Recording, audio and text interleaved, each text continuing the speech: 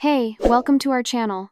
Make sure to subscribe and turn on the bell so you never miss our latest content. I've always been an observant man, not the kind who commands a room with stories, but the kind who stays in the corner and sees. I notice things, the subtle shift in someone's weight when they're about to leave, the way their eyes flicker to the left when they're searching for a lie, the way a smile doesn't quite reach the eyes. And that's how I knew. It wasn't one big thing.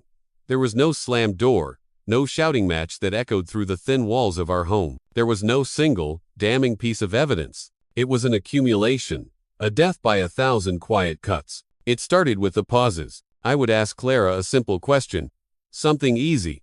How was your day? And the silence that followed would stretch, thin and taut, like a rubber band pulled to its breaking point. I could almost hear the whir of gears in her mind, as if she were returning from some distant land, remembering her lines, her role. And then the answer would come. Fine. A single word, delivered with the emotional weight of a weather report. Dinner used to be our time. It was the anchor of our day. We'd unpack our triumphs and frustrations, weaving the small threads of our separate lives into a shared tapestry. We'd laugh over stupid office politics, complain about traffic, dream about a vacation we'd take one day. Now there was only the sound of cutlery, a fork scraping against a ceramic plate, the soft clink of a water glass set down a little too hard. The silence was a presence, a third person at our table. One night, I tried to break it. I told her a story about a new intern at my firm, a kid so eager and so clumsy he'd managed to delete a month's worth of a senior partner's files. It was a funny story. I'd told it at lunch and my colleagues had roared with laughter. I looked at her, expecting something. A smile, a slight chuckle, anything. She just nodded, her eyes fixed on the swirl of pasta on her plate. She didn't even look up. That hurt more than an argument. An argument, at least, is a form of connection. A twisted, angry form, but a connection nonetheless. It means you still care enough to fight. Her disinterest was a cold, smooth stone lodged in my chest. An absence that was so profound, it was a presence in itself. A few nights later, I pushed again. I told her about a promotion I was in the running for, something I'd been working towards for years. In the middle of my sentence, she stood up. "I'm really tired, Elias," she said, her back to me as she carried her half-eaten plate to the sink. "I think I'm going to bed early." She didn't even wait for the end of the story. I stayed there, at the table, staring at her empty chair. The wine in my glass seemed to mock me.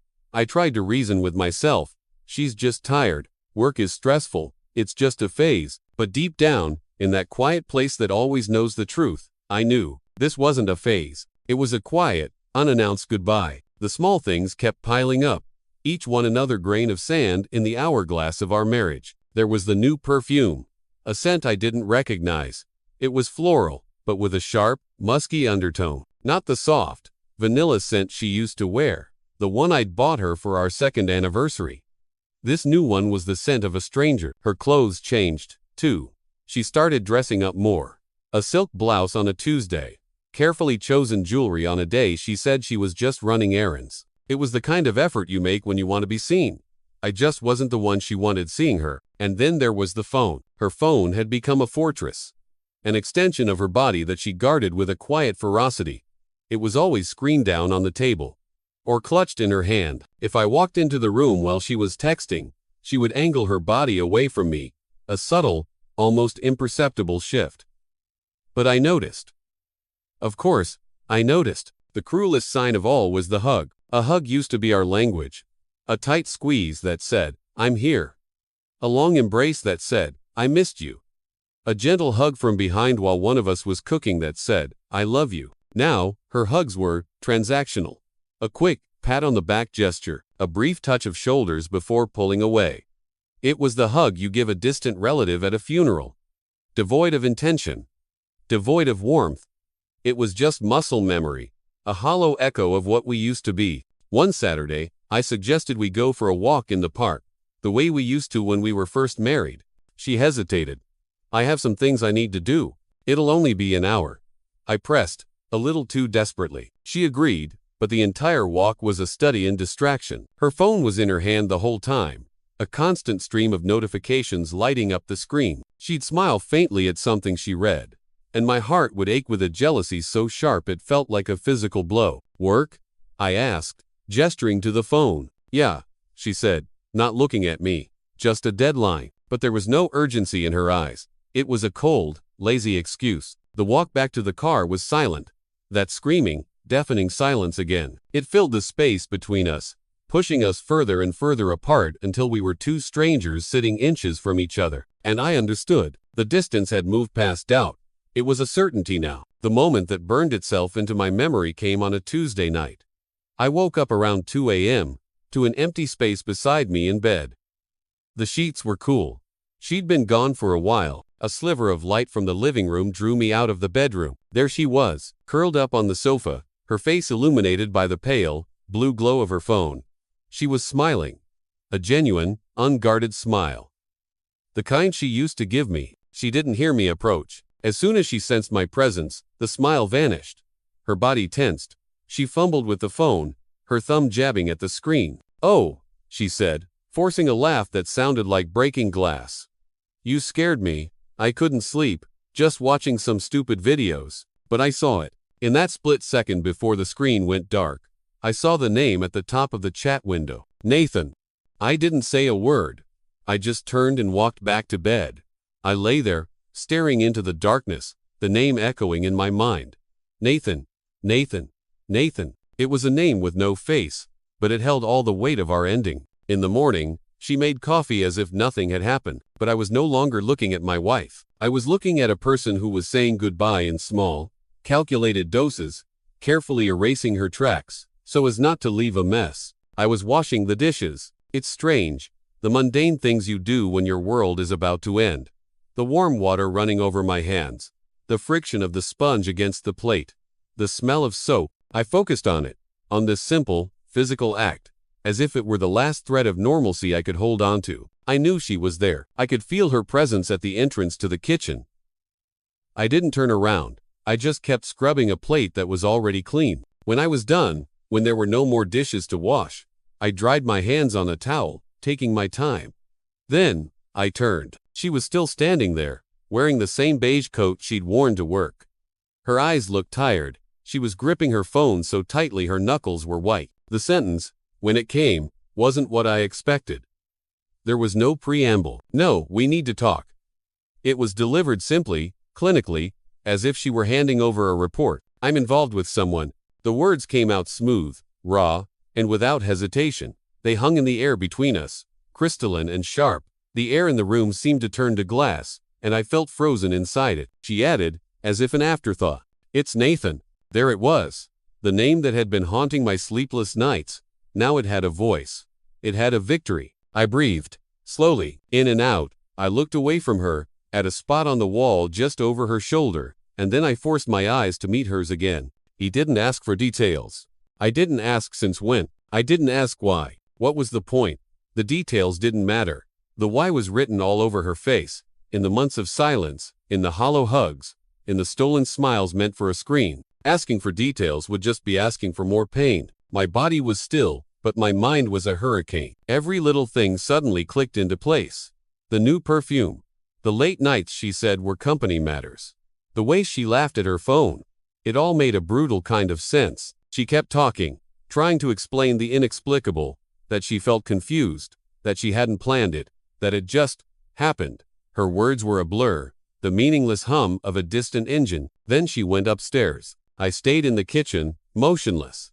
I could hear her footsteps overhead, the sound of a closet door opening, the faint, rhythmic sound of clothes being placed in a suitcase, and then, the sound of a zipper, a short, sharp, final sound. She came back down, a small roller suitcase in her hand. She had only packed the essentials, a pair of jeans, a few shirts, a book she liked to reread. Her favorite coat, the one I had bought for our 3rd wedding anniversary, was already on. She paused by the front door for a second, as if waiting. Maybe she was waiting for a reaction, a plea, a shout, "Stay." But I said nothing. My silence was a wall. It was the only thing I had left.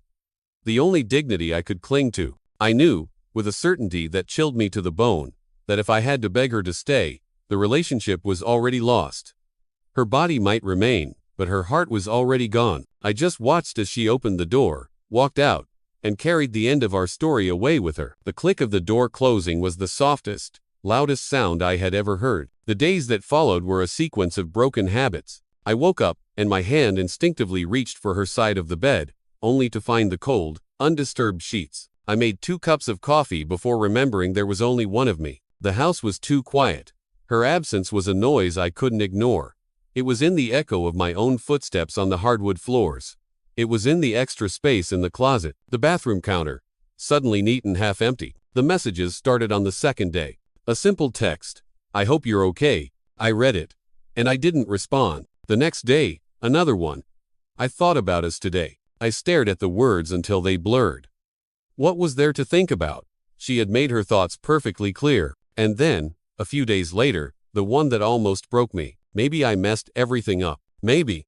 I read them all. I let them sit there, a glowing testament to her indecision. In a moment of impulse, I typed out a reply. My thumb hovered over the send button. I thought about all the things I could say. The anger, the pain, the betrayal. Instead, I deleted it all and sent just 2 words. "Take care." Then I turned off my notifications. There was no anger in the gesture, no rage, just a decision.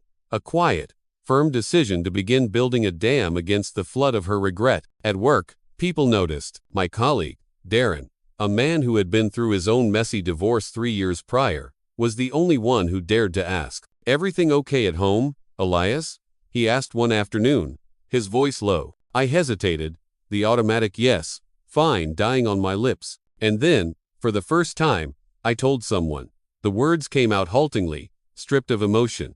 I laid out the facts, one by one, like a lawyer presenting a case. He listened without judgment. When I was done, he just nodded and scribbled a name and a number on a piece of paper. "My lawyer," he said. "She's good." "No, nonsense. Discreet." I took the number. I saved it in my phone. I stared at it for 2 days before I made the call. Scheduling that first meeting felt like taking the steering wheel of a car that had been skidding out of control. It wasn't about revenge. It was about control, about not sinking. The lawyer's office was clean, modern, and impersonal. It smelled of paper and quiet professionalism. She explained the process, the division of assets, the legal terminology. She asked if I thought Clara would contest the divorce. "I don't think so," I said, my voice sounding distant to my own ears. She already left, physically and emotionally. That night, back in the empty house, I started organizing, not impulsively, but methodically. It felt like a ritual. I gathered the marriage certificate, the lease on our apartment, the joint bank statements. Everything that once symbolized a union was now just paper, evidence for a separation. I opened our closet and saw some of her clothes were still there. A soft shirt she used to sleep in, a skirt I always told her I loved, a few books she'd tucked away on her shelf. I found a box in the basement. One by one, without rushing, but with a firm resolve, I began to pack everything away. Each item was a memory. The dress she wore on our first date, the sweater she stole from me and never gave back. I folded them neatly. I placed them in the box. That same night, a longer message from her arrived. She wrote about missing me. She talked about a trip we took to Colorado, the jokes we shared in the car. She said things with Nathan were different, that maybe she had idealized it. She ended with 3 words that felt like a punch to the gut. "I miss you, Michael." I reread the message several times. I thought about responding. I thought about the pain, the confusion, the faint, treacherous flicker of hope. Then I put the phone down, turned off the light, and chose to sleep instead. When I woke up, I went to the bathroom and looked at myself in the mirror. I looked different, thinner, more serious, but for the first time in months, I looked whole. I picked up my phone, but I didn't text her back. I called the lawyer and scheduled the next meeting. I had already made a decision. The moment she said she was with someone else, the divorce had already begun in my heart. The rest was just paperwork. She asked to talk in person. "I need to see you, Elias. We need to sort things out." I took 2 days to respond. I needed to be sure of my own footing. When I finally replied, my message was simple. "We can talk." I chose the place. A quiet cafe, mid-afternoon on a Wednesday, a time I knew would be empty. It wasn't because I was afraid of being seen with her. It was because I wanted to hear her without distraction, without the theater of curious onlookers. I wanted this to be clean, final. She was already there when I arrived, sitting at a small table by the window. A glass of water was in her hands, and she was swirling the ice cubes around and around, a nervous, repetitive motion. I sat down across from her. I didn't order anything. I just crossed my arms and waited. She started by thanking me for coming.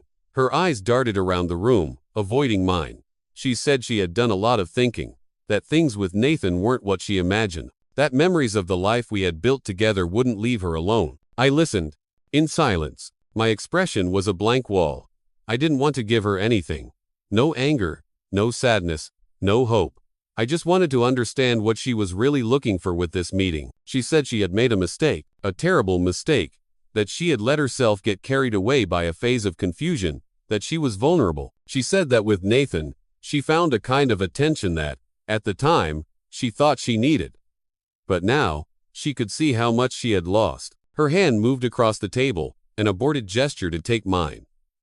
She pulled it back. I still love you, Elias, she whispered, her voice cracking.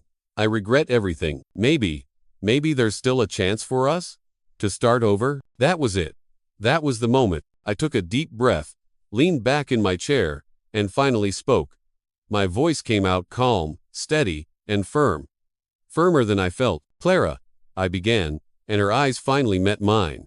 This is the conversation we should have had before you walked out the door with your suitcase. I let the words hang in the air. You made choices, I continued, my voice even, and I have accepted those choices as a finality. From the moment you left, I haven't been waiting. I didn't beg. I didn't call you. I didn't humiliate myself. I acted. I moved forward. Your absence became the space for my own reconstruction. She tried to interrupt, her eyes welling up. I know you were hurt. I was suffering too. I held up a hand, not unkindly, but to stop her. I understand regret, Clara, I do. But it's not enough. It's not enough to piece together something that was thrown to the ground so easily. I leaned forward slightly. When you left, I didn't fight to stop you. It wasn't for lack of love. It was for dignity. I knew, in that moment, that if I had to beg you to stay, the relationship was already lost. She fell silent, her hands gripping each other in her lap. I reached down into the backpack I had brought and pulled out a manila folder. I placed it on the table between us and slid it gently towards her. Inside were the divorce papers, already signed by me. With the terms decided, the information organized. She stared at the folder as if it were a venomous snake. Her shock was palpable. You're really going to do this? She stammered. And then I said the words that I knew would be the final sentence of our story. You thought my silence was weakness, I said, my gaze unwavering. But it was a decision. End. The sentence cut through the air like a blade. Her eyes widened. The pleading look vanished, replaced by a slow, dawning horror. The realization hit her. This wasn't a negotiation. It was a notification. She said she needed more time. That maybe we could try again, slowly. I already gave you time, I replied, my voice softening just a little. The months of silence between us, the empty gazes, the hollow messages you sent after you left, all of that was time. It was enough time for me to realize that I deserve more than being someone's second choice. She picked up the folder with trembling hands. She said she needed to read it carefully. I nodded. She stood up first. She left the cafe without another word, clutching the folder to her chest like a shield. I stayed seated for a few more minutes, looking out the window at the people passing by on the street. There was no anger, no resentment, not even sadness, just the quiet, liberating certainty that I had done the right thing. The story was truly over. And for the first time in a very long time, the story that mattered most was my own. The months that followed were marked by silence. But it was a different kind of silence now. It was a light silence. A silence that no longer hurt. It was the silence of an empty house that felt like a sanctuary, not a prison. It was the silence of my own thoughts, clear and uninterrupted. I felt as if I had stepped out of a long, narrow corridor where I had been walking in circles for years. Mornings regained their meaning. I started waking up without that familiar knot of anxiety in my chest. I would drink my coffee slowly, reading the news, not checking my phone for a message that might or might not come. Life became simpler, because I stopped expecting something that was lost to return. The house began to change, too. Subtle shifts. Not a frantic renovation to erase the past, but a gentle adaptation to reflect a new chapter. I took the wedding photos off the mantelpiece, not out of anger, but with a sense of respect for a story that had concluded. I stored them carefully in a box, along with other relics of that life. I moved the sofa to face the window instead of the television. I painted the accent wall in the living room a deep, calming blue.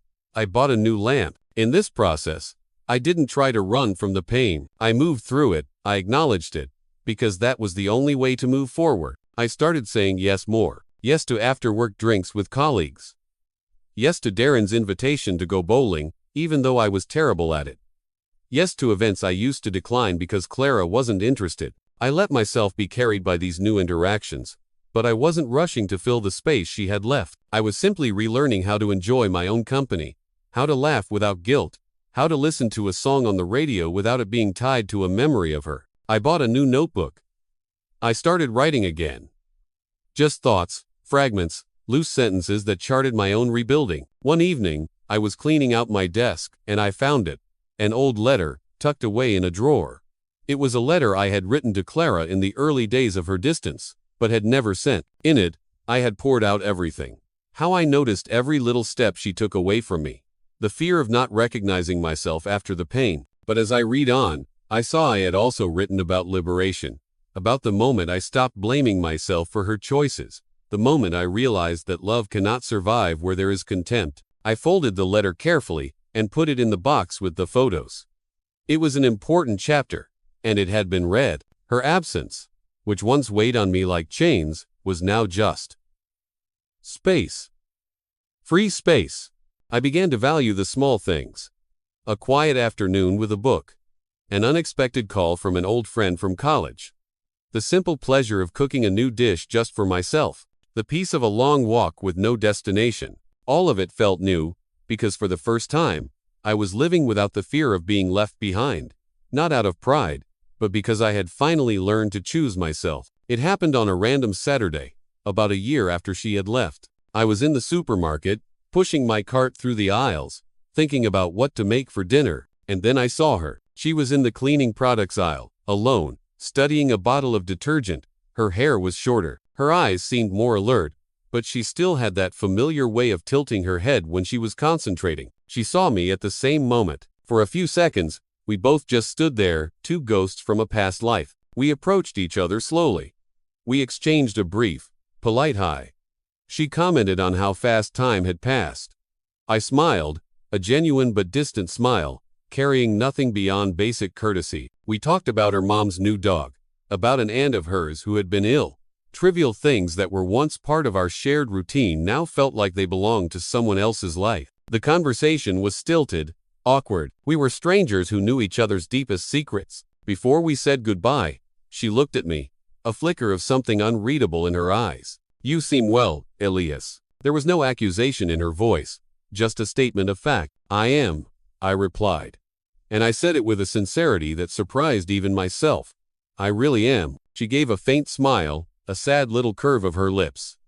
And then we went our separate ways. I didn't look back.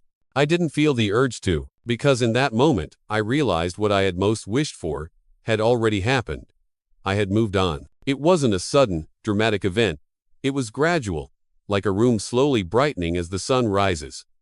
Without fanfare, without a grand announcement, I left the market with a bag full of groceries and a light heart. What Clara never knew was that later that same day, I made a decision. I went to the closet and pulled out the box where I had stored everything of hers. The photos, the unsent letter, the birthday cards. I put them all into a single, large envelope. I thought about burning it. Then I thank you for watching the video. If you enjoyed it, don't forget to subscribe to the channel and turn on notifications so you won't miss any updates. See you next.